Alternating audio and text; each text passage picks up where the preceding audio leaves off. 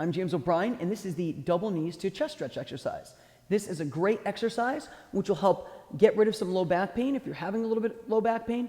It can help stretch out some of the low back extensor muscles, which can be tight. And it'll also help initiate a little bit of core strengthening, but just as important, help with some body awareness to feel what it feels like to change the position of the pelvis and the low back. All right, so let's begin. So for many of you, you're gonna need to have some type of towel support or some head support under your head here, all right?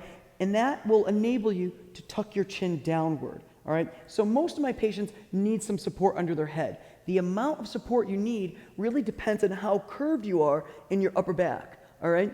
I actually don't need one. I can tuck my chin and flatten my back without it, but most of the people I'm working with need at least some support under their head.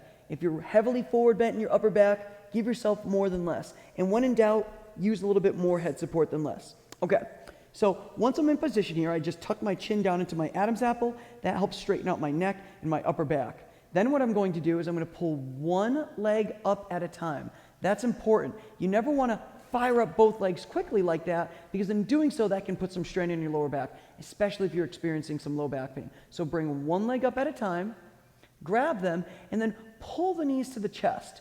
What will happen is when you run out of room in your hip joint, you'll start to tip the pelvis backwards. As you tip that pelvis backwards, all right, you'll notice how that flattens your lower back down into the surface, okay? Now you're in the flat back posture. That's how you're opening up the low back. For many people who are very flexible in their hips, especially women, they might need to take their knees practically all the way to their chest in order to get that flat back position, okay?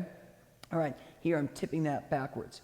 Once I'm in that position, then what I want to do is I want to actively engage the abdominals. I'm going to do that by trying to think about pulling my pubic bone here up and in towards my belly button. You can see how as I do that, that tips my pelvis backwards. So I'm going to draw my pubic bone up and into my belly button as I pull with my hands. So my hands are doing a lot of the work right now, but I can also feel that I'm engaging my abdominals, flattening my low back down into the surface, all right? And that's real important. You want to do that. That'll help establish that awareness of how to contract the abdominals like I'm doing right now for some of the more advanced core exercises. But also too, when you get that core on, it'll get the low back muscles to relax. Because as you engage the front muscles, the low back muscles relax. It can help minimize some spasms and just some pain in general. All right, so once I'm in that position, I'm gonna breathe.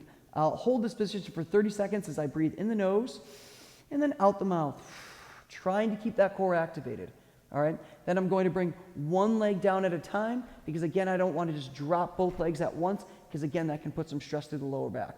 All right, so that's the double knees to chest stretch. I usually have my patients hold that for about 3 to 4 times for 30 seconds at a pop. You can do this a few times a day if you'd like, especially if you're in a little bit of back pain, because often, especially if your back pain is as a result of too much extension, which most people it is, because it flattens out that back, it can be a great exercise for pain relief. All right, this will help you with the more advanced exercises like the knees up exercise. So good luck.